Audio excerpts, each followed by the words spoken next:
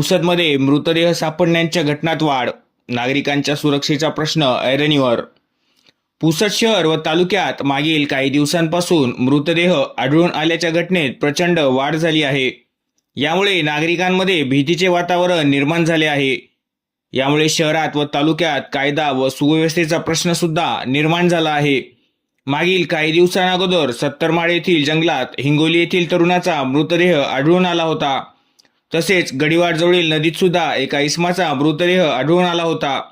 आणि आता परत सांडवा मांडवा मार्गावर सुद्धा एका 40 वर्षीय महिलेचा मृतदेह आढळून आल्याने परिसरात खळबळ उडाली होती. यात प्राप्त माहितीनुसार ग्रामीण पोलीस स्टेशन अंतर्गत सांडवा मांडवा मार्गावरील हनुमान मंदिरापासून सुमारे 500 मीटर अंतरावर एका 40 वर्षीय महिलेचा मृतदेह आढळून आल्याने एकच खळबळ उडाली होती. अलका सुखदेव सोयाम राहणार वसंतनगर पुसद या महिलेचा मृतदेह असल्याचे पोलीस तपासात निष्पन्न झाले. सदर महिलेचा गळा कापण्यात आल्याने तसेच डोक्याला मार लागल्याचेही प्राथमिक तपासात निष्पन्न झाले आहे.